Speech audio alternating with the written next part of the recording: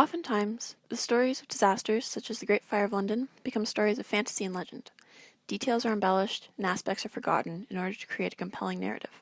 However, in and amongst all of these facts and myths, it is important to remember that these events are real and they happen to real people. With this in mind, oftentimes when studying a disaster, it is more important to look at what happened before or after the event in question, as opposed to the climax of the disaster itself. That is why, for the purpose of my slidecast, I will be focusing not on the event itself, but rather on the emotions surrounding the event. Due to outside forces, such as the plague and the Second Anglo-Dutch War, emotions were running rather high prior to the start of the fire. Fear and anger were commonly seen throughout the people of London.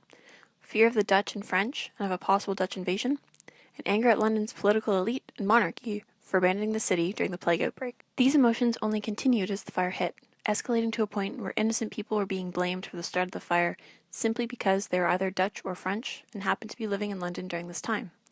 While the purpose of my slidecast will be to examine the causes for these strong emotions, it will also aim to argue that these events had such an impact on London's population that it caused their fear and eventual anger to continue long after the last spark died. Prior to the fire, London was in a period of turmoil, politically, socially, and militarily. The plague that hit London in 1665 severely weakened the city after 15% of its population died, causing both social and political tensions throughout the city. However, it was the Second Anglo-Dutch War that caused the most problems in regards to the strength of emotions present during the Great Fire of London. Prior to the fire, England and Holland were in the midst of their Second War. Tensions had remained high after the conclusion of the First Anglo-Dutch War. However, these tensions came to a head in 1663 after England attacked the West African bases of the Dutch slave trade and captured New Amsterdam 1 year later. War was officially declared in May 1665 after the Dutch were able to recapture their West African bases. From there, the Dutch led the first attack on a British convoy, losing spectacularly the loss of 30 of their 100 ships and their leader. War was declared right around the time that the plague was starting. By the time England was engaged in major battles, London and areas of the surrounding countryside were being ravaged by the plague. This weakened state left many to begin fearing of a Dutch invasion. They understood that the country was weak due to the outbreak in its major city center, and thought that it would be the prime opportunity for the Dutch to try and take over. Unfortunately, this fear was never given a chance to decrease before the fire hit, causing extreme tensions throughout London's population. The fire burned for almost 5 days, and by the end of it, 1/3 of London was destroyed and about 100,000 people were left homeless.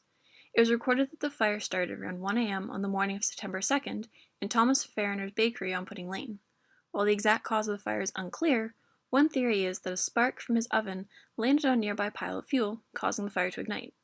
Once the fire had started, it was almost impossible to put it out for several reasons.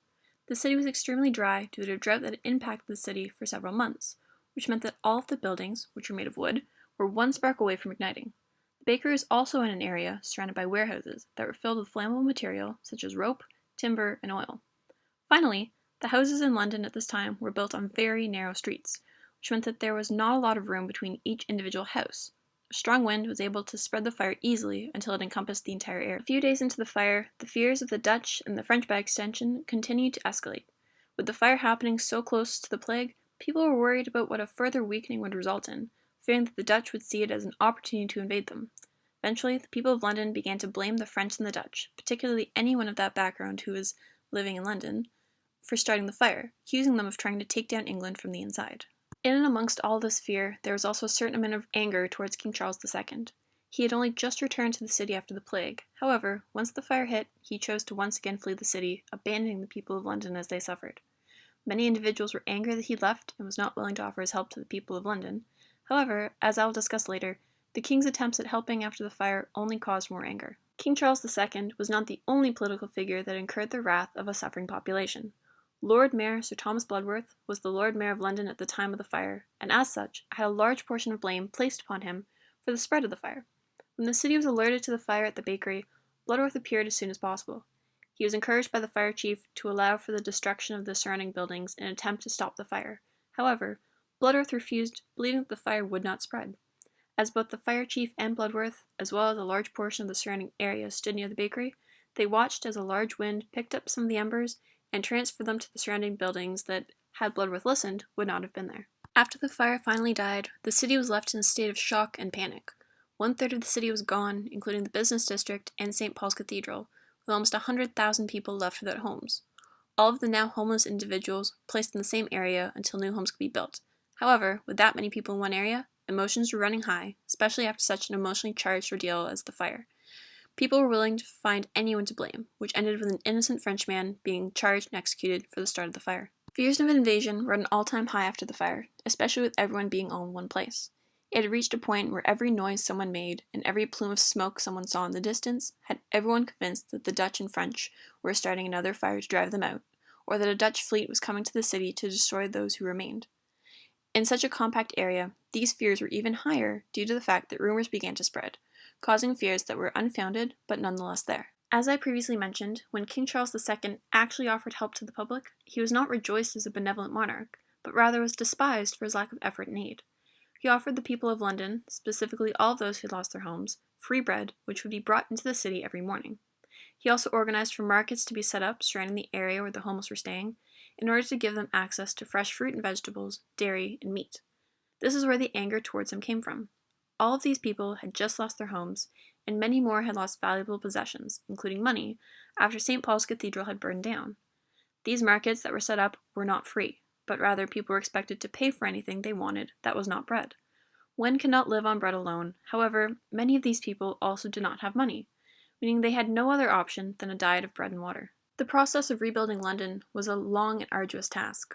While it started almost immediately after the end of the fire, it took almost 50 years for the city to be completely rebuilt. The elites of society felt that this was the perfect opportunity to not only rebuild London, but also restructure it. They brought the idea to a selection of different architects, asking them to create a plan for London's city streets, and the best one would be used. This caused many tensions between the architects and city officials, and there were many debates before a plan was finally chosen. Many plans were submitted, however, it ended up being the plans of the architect Sir Christopher Wren that were chosen. In Wren's design, the narrow streets that had helped the fire spread were replaced by wide avenues, and the buildings were designed to be placed farther apart. Wren actually took inspiration from the city streets of Paris, wanting to have the same classical-style buildings and grand, formal streets that could be found there. Unfortunately, these plans for London were constantly being put on hold due to the fact that the city was dealing with a large number of property owners.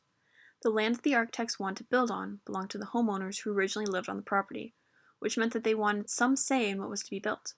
Many were angry that plans were being made without their knowledge or consent, and therefore they asked for compensation for both their lost housing and the use of their land without their permission. By the time the government had compensated the landowners, there were no longer enough finances to fund Wren's plan, causing them to scrap it. Even though the city was not rebuilt to the same grandeur that Wren wanted, there were still some aspects that remained the same. Streets were built wider to allow for more space between houses, and all of the buildings were built out of stone. The 1660s were a very volatile period for many reasons. However, the most important reason was the emotions that were running high throughout the city. London was faced with problem after problem, from the war to the plague to the fire, all of which stirred up fear, anger, and frustration. However, many people never remember the emotions, they only remember the facts. But studying disasters is more than just a study of facts. It is a study of lives, of culture, and of history. It is a study of real people with real emotions, which often lead to unfair blame in a moment of panic.